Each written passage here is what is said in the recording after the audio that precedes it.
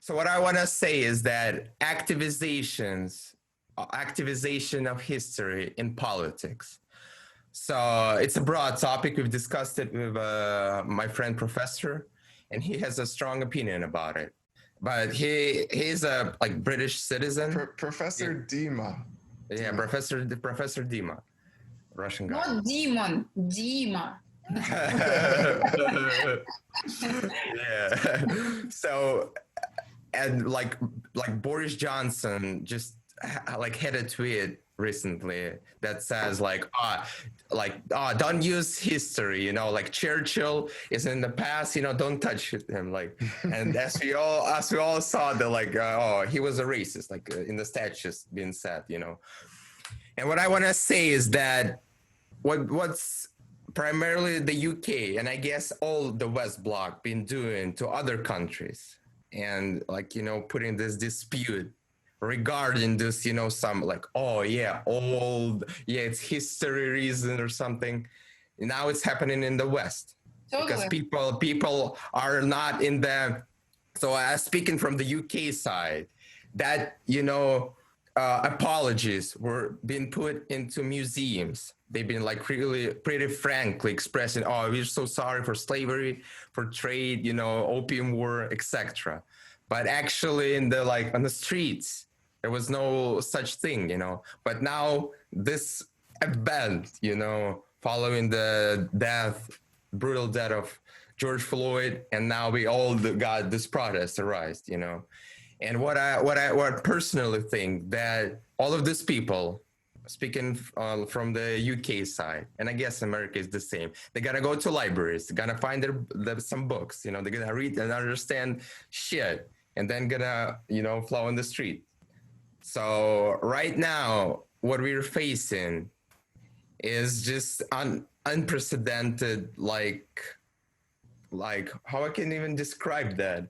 Just, yeah, I just feel like satisfied, to be honest, because the West been doing this shit and now they have it. And I mean, like, the whole world, I think a lot of people feel that way. And like, from Russian side, there's only two approaches. We can like either be like, yeah, all right, make a coalition and say, yeah, look at the West right now, put them in the like, oh yeah, you motherfuckers been like oppressing us, now it's our turn. Or try to come up with some like agreements, resolutions, like, yo, don't use history as a weapon in politics. That's it. There's got to be like a consensus. That's just my proposal. But yeah, I think that history and politics always will be used, and I feel right now, for instance, I live in the United States. I hear what people are saying, and the propaganda in America is huge. It's very strong, and I think that American people, even the ones that I've known for many years, I used to say, oh, I don't believe this shit on TV. American news is a bunch of, baloney. They all swallow every word right now and believe everything. And so whenever anything negative comes out about Russia, people jump into it and they believe it. And they tell me things that kind of scare me a little bit. They tell me, well, you know what? We are not against Russian people. We are just against that, that demon, that evil Putin. And that makes me think about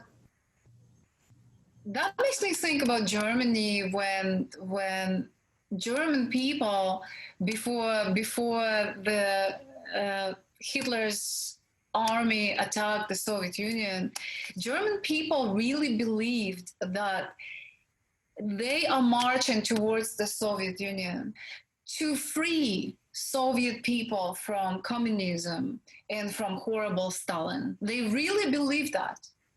But in the process, while they were freeing Soviet people from communists, they just happened to kill 27 million of them. Not a big deal, right?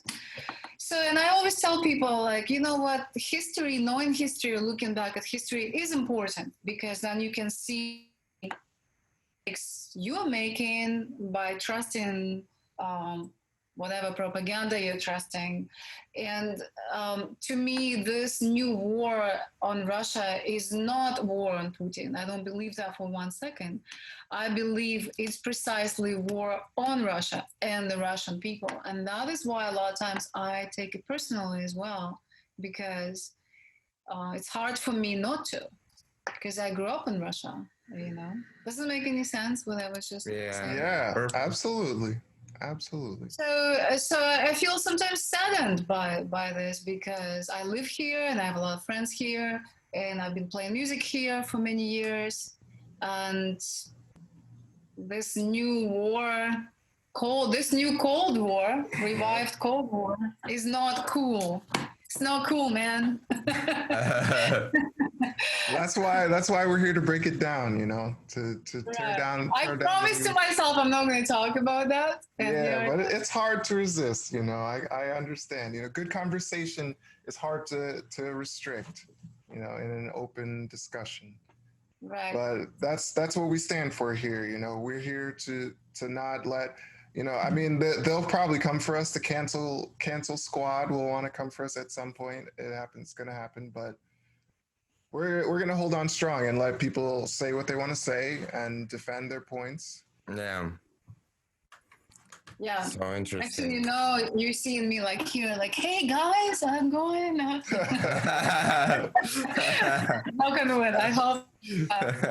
Because you know, I think that peace on this planet, unfortunately, isn't possible. I don't think humanity will arrive to something like that. Yeah, well, I don't think so. We can blame. I think we'll get there. You think we'll get there? Yeah. I hope so. I really do. I feel like if you look at it this way, right, a lot more people in the world are starting to connect with each other, and that's another thing that we're doing here. We're trying to connect people, and as those efforts grow, people are becoming more united from different places. So I think that I'm just more optimistic, maybe, I don't know, but it's also like I wouldn't do this if I didn't think that the future was going to be good. You know, I want to just like contribute to that in some way. Yeah. I honestly have no idea what the future is going to look like. It's kind of it feels like the world has gone insane to me. However, it probably always felt that way. You know what I mean? I mean, imagine, I always, you know how Russians are attached to the Second World War. I always imagine living during that time and suddenly turning the radio on and somebody saying, hey, there's this guy marching towards your town right now with huge army and they're about to kill you and burn you. And I always think, wow, how crazy would that feel? That would feel like, I don't know. I hope to never find out how that would feel. But whenever I think our world is going crazy, I just kind of think, you know what? It's always been crazy. It's always been on the verge of something. It's always been somebody really scary rising to power and deciding to start a world war. And it's always kind of, I don't think anything is different now, except technology has changed so much and the warfares are going to be different, you know? Yeah.